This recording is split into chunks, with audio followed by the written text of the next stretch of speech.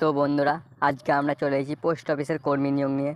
তো এখানে কয়টি শূন্যপদ আছে, কীভাবে আবেদন করবে, কত ফি লাগবে আবেদন করতে, এবং যাবতীয় যা তথ্য আছে সব ডিটেলসে তোমাদের আজকে বলে দেবো।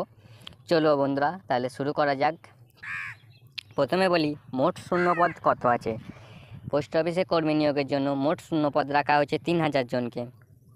কোন কোন পদে তোমরা আবেদন করতে পারবে? এখানে ইন্সপেক্টর পদে আবেদন করতে পারবে, তারপর পোস্টাল অ্যাসিস্ট্যান্ট পদে আবেদন করতে পারবে, অফিস ক্লার্ক পদে আবেদন করতে পারবে। বয়সসীমা কী চাওয়া হয়েছে? যে সমস্ত চাকরি প্রার্থীরা ইন্সপেক্টর পদে আবেদন করবে তাদের সর্বনিম্ন বয়স 18 বছর রাখা হয়েছে, এবং তাদের সর্বোচ্চ বয়স মানে সর্বোচ্চ বয়স 30 বছর পর্যন্ত রাখা হয়েছে। আর যারা পোস্টাল অ্যাসিস্ট্যান্ট পদে আবেদন করবে তাদের সর্বনিম্ন বয়স 18 বছর রাখা হয়েছে এবং সর্বোচ্চ বয়স 27 বছর রাখা হয়েছে। শিক্ষাগত যোগ্যতা কী চাওয়া হয়েছে? শিক্ষাগত যোগ্যতা চাওয়া হয়েছে যে কোনো স্নাতক ডিগ্রি অথবা ব্যাচেলার ডিগ্রি চাওয়া হয়েছে। তোমাদের আবেদন ফি কত লাগছে? তোমাদের আবেদন ফি লাগছে 100 টাকা।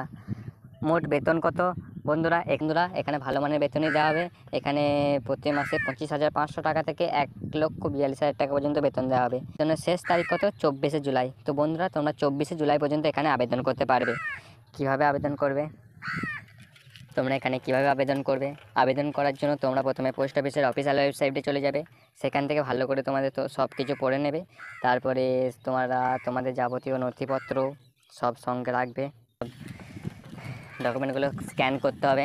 তারপরে তোমাদেরকে সেখান থেকে একটা প্রিন্ট আউট, মানে সর্বশেষে একটা প্রিন্ট আউট দেবে। সেই প্রিন্ট আউটটি বার করে তোমাদের নিজের কাছে রেখে দেবে।